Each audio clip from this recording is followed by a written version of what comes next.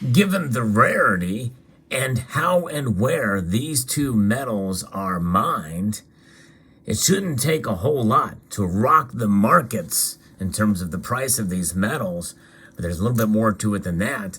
They are now under a fairly substantial threat. We're going to talk about that in this video as we explore.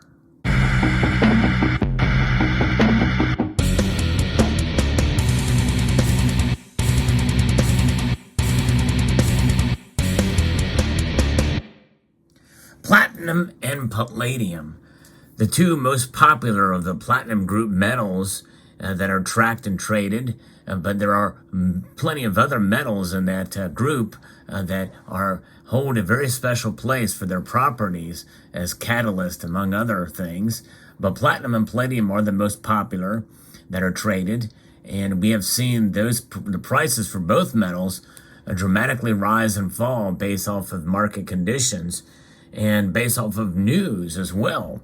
There's been a time in recent history where I thought for sure that we would see platinum and palladium shoot up because of a certain news event based off of sanctions in Russia specifically, but it didn't happen. In fact, both metals are down. As I record this video today, palladium especially is down fairly dramatically. But the biggest threat to both of these metals right now is something that has been ongoing, but it is something that is going to dramatically increase output of both of these metals, which means that the price should go up even more. I'm going to be referencing a piece here from miningmx.com about the news about load shedding. This is power output, and it jeopardizes the output guidance by about 5%.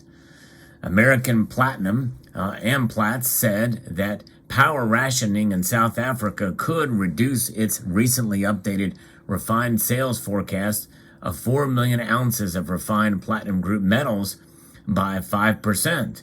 And folks, this is another reason why I'm fairly bullish on platinum especially, but even right now, palladium. But now, as we go through this article, you'll see that, that I've been wrong before about what I thought could drive the price up. Very well could be wrong again. And this is another example where it would make sense that if less output means that we may see higher prices as the demand holds out. But the demand has been kind of scaled back, at least to some degree, for now. Eskom, the state-owned power utility, has increased load shedding to some 6,000 megawatts, leaving customers without power for up to 4.5 hours. For energy-intensive uses such as Amplats, this is about 1,000 megawatts in power curtailments. And that's pretty dramatic, folks. Natasha Vogin, CEO of Amplats, said in a media call that it looked likely an average of 200 megawatts in curtailments per week would be applied to the group for the 6 months of the year. This was after running 3 scenarios in which most likely was the performance of load shedding of the past 2 months, said Vijone. During that period, Amplats had seen a curtailment of 100 megawatts per week and 2 days at 50 megawatts per week. For industry, this is equal to Stage 2 and Stage 4 load shedding for 2 and 1 day, respectively, which is non-intensive electricity users, would be Stage 4 and 6 per week. It falls within our updated guidance of 3.6 to 4 million ounces that are going to be affected by this. So that is pretty substantial, especially in the world of rare metals that we see here with platinum and palladium, and they are rare. Anywhere between 15 to 30 times rarer than gold. In December, Amplats cut its refined PGM production guidance for 2023 from 4.2 to 3.8 million ounces. It also reduced guidance for 2024 to 3.6 from 4 million ounces, potentially up to 500,000 ounces less than the upper end of previous 2024 guidance of 4.1 to 4.5 million. And so that is that's an increase in the amount of platinum that is not going to potentially be mined because of this, and they're forecasting it into next year, which should affect prices to the upside, you would think, guess it all just depends on demand, and I'm not really studied to see. I know some of the reason why some of the prices pull back is because there's been less demand, but I think if we start to retool some of these areas, we may see demand for platinum rise and demand for palladium scale back a bit. Vogene was commenting following a publication of Amplat's financial and operating numbers for the 12 months ending December 31st, in which it would pay a dividend of 9 billion rand, which would take a total payout of 62% of headline earnings. But anyways, the total platinum group metal production was 4 million ounces in 2021, which is 4.3 million ounces, a year-on-year decline of 6%. And even as such, prices have kind of come down. Refined production, however, was 25% lower year-on-year, owing to the release of 1 million ounces of inventory in 2021 following processing problems experienced by Amplats in that year to build up in the year under review. The latest buildup was related to a delay in the commissioning of the Polokwane smelter rebuild, which was due to supplier quality deficits.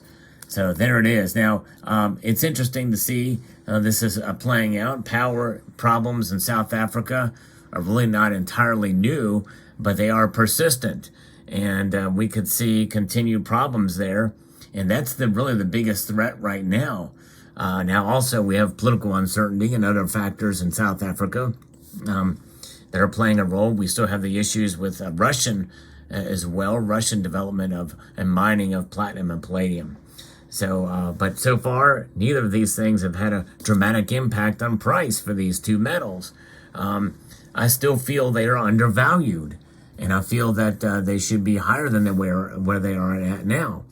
And it just very well may be that this news could send the market into a tailspin, and you could see the prices rise and maybe even dramatically from where they are at now. Who knows? We really don't know. We can't really gauge. Things that I thought last year would send platinum and palladium, especially platinum going up, did not come to pass. Did not go up. And this is why I'm not a financial advisor. But nobody really can really predict exactly where any of the metals are going to go, which is why we should do our own due diligence. And I believe in diversification. I really do believe that every stacker should have at least a little bit of platinum in their stack.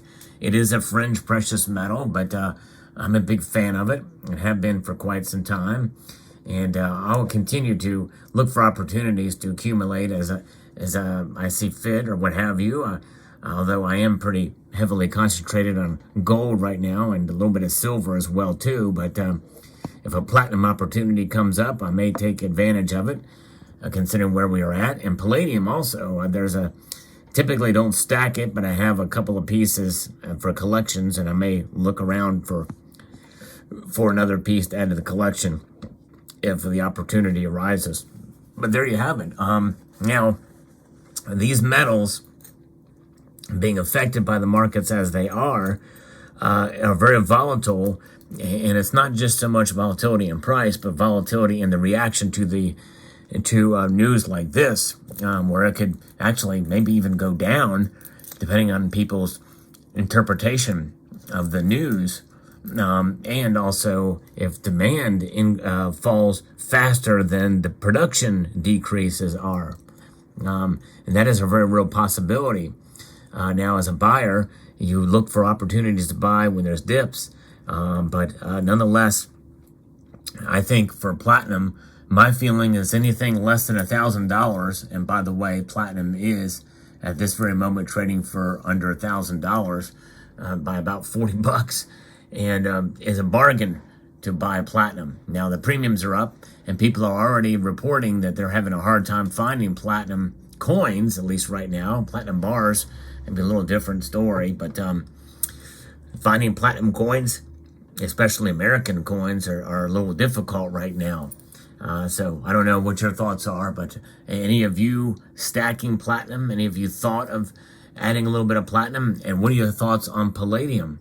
I think palladium's priced right around half of what its all-time high is, maybe a little more than half of its all-time high, but it's down over 3% as I record this video.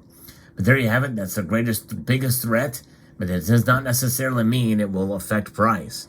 There you have it. Let me know what your thoughts are about platinum and palladium. And by the way, this is a platinum eagle from the United States Mint, first minted in 1997. This is the first coin, by the way, minted by the U.S. government in a bullion form that has original designs in both the obverse and reverse. Never seen before in a bullion program. It cannot even be matched by the most recent, newest bullion program, and that is the Palladium Eagle, which reprises old designs on both the sides, although from different coins or metals. This is from the Institute of Architects Metal, which is very closely related to the Walking Liberty $50, designed by Adolf Lyman. And on the other side, we have the famed Winged Liberty design. This is a beautiful design in high relief, by the way, which is commonly referred to mistakenly, or incorrectly rather, as the Mercury head design. So there you have it. Let me know what your thoughts are. I'd like to extend a multitude of gratitude to all of you for taking the time to watch. And I want to encourage you, strongly encourage you, to please rate this video, press that thumbs up button down below, share this video among other social media platforms and this one, comment, and subscribe. Or subscribe.